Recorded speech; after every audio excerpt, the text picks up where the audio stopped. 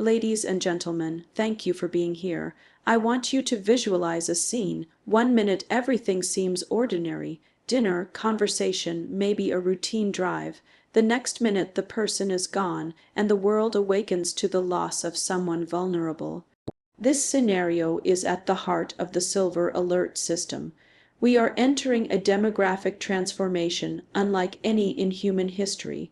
For the first time, the number of people over 65 will soon surpass those under 18. This shift is not merely statistical, it's structural. It changes how economies grow, how societies function, and how technology must respond. The vulnerability that comes with aging is not just physical decline, it is systemic exposure. We have designed our economies for youth, speed, and productivity, but we have not yet designed them for longevity, dignity, and care. That is the silent disruption ahead of us. When we talk about aging, most people still imagine a gradual slowdown, a population growing older, yes, but in a manageable way. Yet the data show something far more abrupt. We are seeing a surge in cognitive decline cases, dementia, and Alzheimer's. These conditions are not fringe. They are becoming mainstream public health realities. Every 3 seconds, someone in the world develops dementia, and as lifespans extend, so does the window of vulnerability. It's a paradox. Our ability to extend life has outpaced our system's ability to sustain quality of life. The result is a growing population that lives longer, but not necessarily safer. This is where the cracks begin to show. Families, communities, and governments are increasingly strained by the hidden costs of aging. The emotional burden of care, the financial pressure of medical needs, and the logistical challenge of keeping seniors safe, all converge into what can only be described as a silent crisis. But it's also an opportunity for innovation. The same technological forces that have reshaped entire industries can now be harnessed to address the vulnerabilities of aging. Artificial intelligence, wearable devices, and predictive analytics can monitor cognitive patterns, prevent wandering, and alert caregivers in real time. The convergence of technology and empathy could redefine what aging means.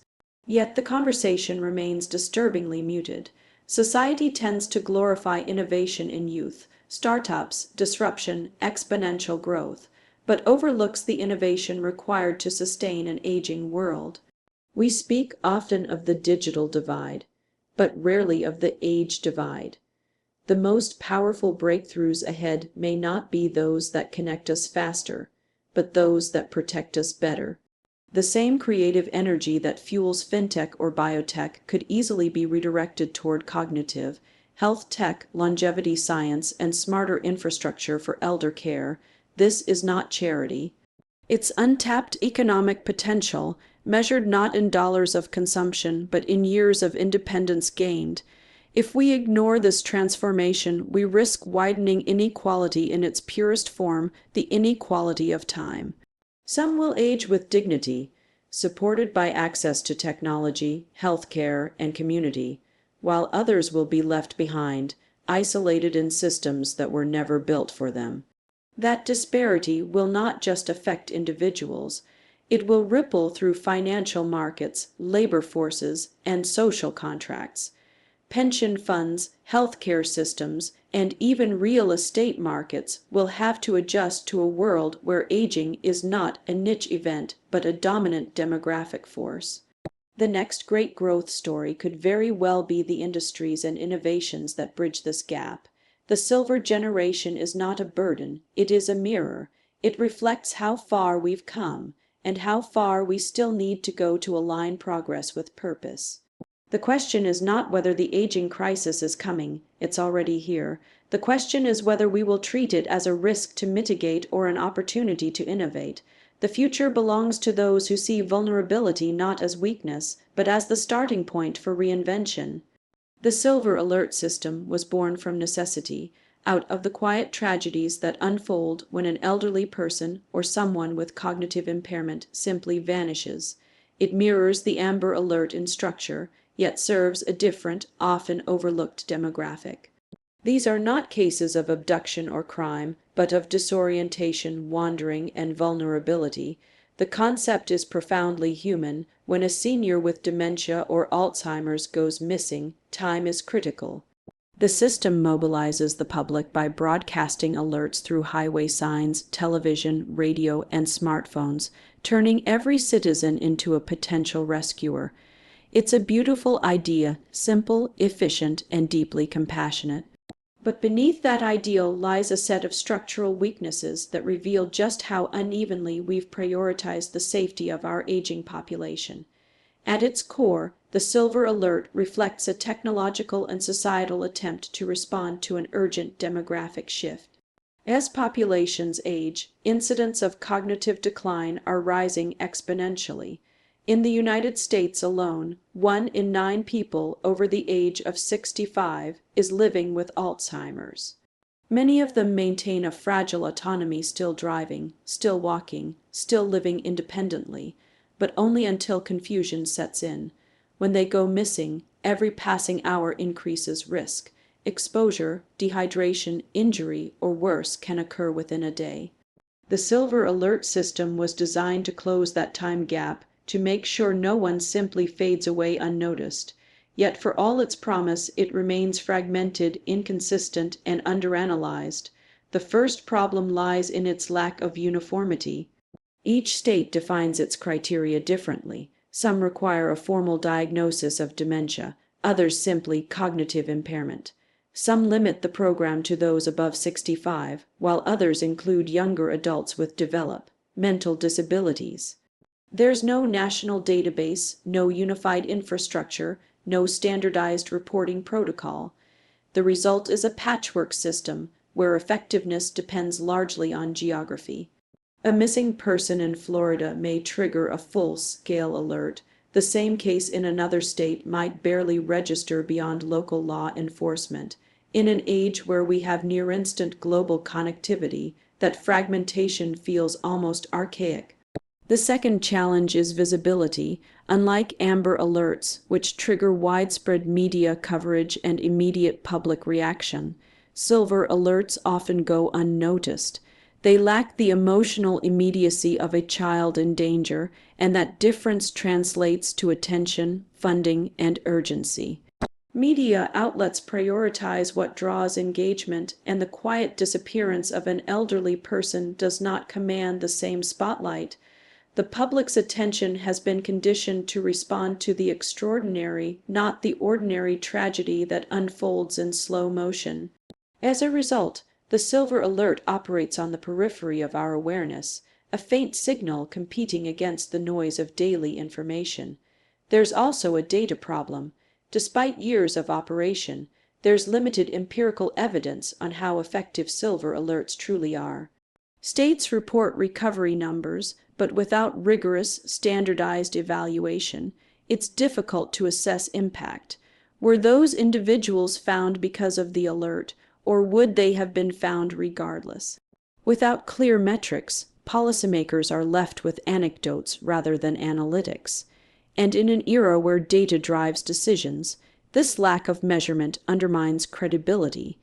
A system built to save lives should not be operating in the dark. Beyond the logistical flaws lies a deeper ethical tension. To issue a Silver Alert is to broadcast an individual's name, description, and medical condition to the public. For some, that's an act of protection. For others, it borders on invasion. Balancing privacy with safety becomes a moral calculation. We must ask, how do we protect autonomy while ensuring security?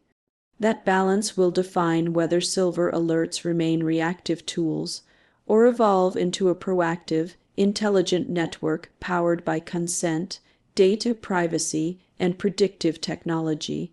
Despite these shortcomings, the Silver Alert represents a critical signal of what's to come. It shows us the limitations of our current systems, but also the potential for integration between public safety and innovation. A future iteration could combine geolocation data, wearable sensors, and AI-driven behavioral models to detect risk before disappearance occurs. The infrastructure is within reach. What's missing is attention, coordination, and the will to prioritize it. Because the silver alert isn't just about finding those who are lost, it's about ensuring that a generation built on contribution does not end its story in invisibility. When we look at the silver alert system through the lens of data and performance, the gaps become strikingly clear. The vision behind it is noble: mobilize technology and community to find missing seniors quickly. But the execution reveals a troubling lack of measurement, accountability, and technological evolution. For a system designed to save lives, there is surprisingly little data to tell us whether it's truly working. In a world where analytics drive everything from advertising algorithms to medical research, this absence of empirical rigor should concern us. We can't improve what we don't measure, and right now, the silver alert operates largely in a fog of good intentions. Most state programs report recovery rates, but those figures are inconsistent and rarely standardized. For example, some states claim success rates above 90%, yet without clear context, such as how many recoveries were directly linked to the alert versus routine police work. Those numbers lose meaning. In Florida's early data, over 200 seniors were located safely within 2 years, and about a quarter of those recoveries were directly attributed to the alert system. But beyond that, the reporting is fragmented, anecdotal, and often outdated. We are left with isolated snapshots rather than a comprehensive national picture. The absence of a unified database or centralized tracking system makes it impossible to evaluate outcomes at scale. In essence, the silver alert is running without a performance dashboard. This data gap matters because it limits evolution. Without structured analytics, policymakers can't identify what works, what fails, or how to allocate resources effectively. Some states may be overissuing alerts, diluting public responsiveness, while others may be too restrictive, missing critical opportunities to intervene. In both cases, the lack of feedback loops means inefficiency becomes systemic. A program meant to save lives risks becoming performative, satisfying public demand for action rather than delivering measurable impact. The disconnect between intent and evidence mirrors a broader pattern we often see when legacy systems attempt to keep pace with modern problems. The other challenge is technological stagnation. The silver alert system, for all its importance, remains largely analog in its operation. Alerts are broadcast on highway signs, television, and radio, methods that served well in the 1990s but now fail to leverage real-time digital ecosystems. The world has moved to geolocation data, smartphone alerts, wearable health tech, and machine learning models capable of predicting risk patterns before they manifest. Yet the silver alert remains reactive rather than predictive. It waits until someone is gone before it mobilizes, instead of using data to prevent disappearance in the first place. Imagine a future where a connected device detects unusual behavior, wandering at odd hours, changes in walking routes, deviations from daily patterns, and triggers an early warning before the crisis occurs. That's the frontier of real performance, but it requires data integration, cross-agency collaboration, and the courage to modernize outdated systems. Then there is the issue of public response. One of the greatest indicators of a system's success is engagement, how effectively it mobilizes collective action, but no national studies have quantified how often citizens respond to silver alerts or how their awareness correlates with recovery outcomes. We know people care. What we don't know is whether their awareness translates into measurable results. This is where behavioral science and communication data could redefine success metrics. Engagement analytics, real-time feedback loops, and performance tracking across jurisdictions could turn the silver alert from a static broadcast system into a living, adaptive network. Finally, we must confront a cultural gap that underlies the data gap. Society tends to measure success by what it can easily count. Child abductions draw more attention because they spark visceral fear and emotional urgency. Elderly disappearances do not trigger the same collective response. That disparity affects both data collection and public funding. When a system receives less visibility, it receives less scrutiny and therefore less incentive to evolve. But neglecting this data is not just a technical oversight, it's an ethical one.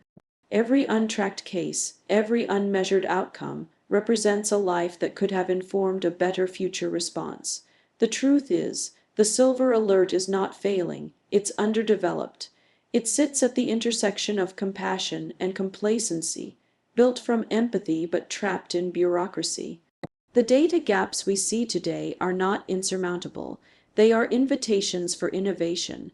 With the right analytics infrastructure, predictive modeling, and transparent reporting, the silver alert could evolve from a reactive tool into a predictive, data-driven safety net. The technology exists, the need is growing, and the opportunity is clear. What's missing is the decision to treat this system not as a social afterthought, but as a vital component of an intelligent, agent-conscious future. We rarely talk about the silver alert because it doesn't fit the narrative of excitement and urgency that modern media thrives on. It lacks spectacle. There's no villain, no breaking news drama, no immediate visual of crises, only silence, absence, and time. When an elderly person goes missing, it is not perceived as a national emergency, but as a quiet tragedy contained within one family. Yet this silence, this collective underreaction, says more about us than about the system itself. We have become so accustomed to associating innovation and attention with youth that we overlook the invisible emergencies of aging. We focus on what is new, not what is necessary, and that blindness is costing lives. The silver alert doesn't dominate headlines because its victims do not represent the future. They represent the past, or at least that's how society frames them. But that perception is dangerously narrow. The elderly are not relics, they are repositories of human experience and knowledge. When they disappear, we are not just losing individuals, we are losing memory, culture, and connection. Yet the absence of urgency around these disappearances reflects how deeply we undervalue the aging population.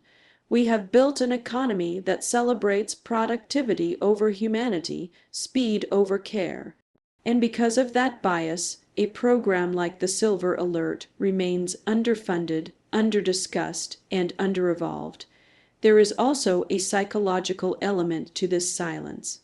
Talking about the Silver Alert forces society to confront uncomfortable truths about vulnerability, mortality, and the inevitable trajectory of aging. It's easier to look away. We are conditioned to pursue vitality, to extend life without fully grappling with what that extension means. The reality is, longer life expectancy brings with it a higher likelihood of cognitive decline, disorientation, and dependency. Acknowledging that truth disrupts the illusion of control, so instead we collectively mute the conversation, even as cases quietly multiply. But we should be talking about it precisely because it touches the deepest layers of what it means to live in a modern, technologically advanced society. The Silver Alert isn't just a public safety mechanism, it's a moral barometer. It measures how seriously we take the responsibility of protecting those who once protected us. It exposes the gap between technological capability and ethical commitment. We have built systems that can detect a fraudulent transaction in milliseconds, but we still struggle to locate a missing senior wandering alone in the cold. That contrast is not a failure of innovation, it's a failure of attention. We should also talk about it because the problem is scalable and solvable. The solutions already exist in adjacent industries: AI, wearables, geofencing, behavioral analytics. If applied correctly, these technologies could transform how we protect the elderly. Yet those tools are rarely directed toward this space because it lacks glamour, profit potential, and visibility. The innovation ecosystem responds to attention, and attention is currency. When the conversation is silent, investment follows suit. But if awareness rises, if we begin to treat this issue with the same urgency, we give to cybersecurity or climate risk, we could unlock an entirely new class of preventative technology, systems that learn, anticipate, and intervene before a disappearance ever happens. There is a societal dividend in talking about the silver alert openly. It's not only about saving lives, it's about reshaping our collective priorities. A world that can care for its most vulnerable members more intelligently becomes more humane for everyone. When empathy meets data, safety scales. The conversation we avoid today could define the resilience of our communities tomorrow. Silence around this issue doesn't preserve dignity, it erodes it. Every unspoken story of a lost elder is a reminder that awareness is not passive, it's protective. And if we can elevate this conversation beyond sympathy to strategy, we transform what has been overlooked into what can lead the next wave of purposeful innovation.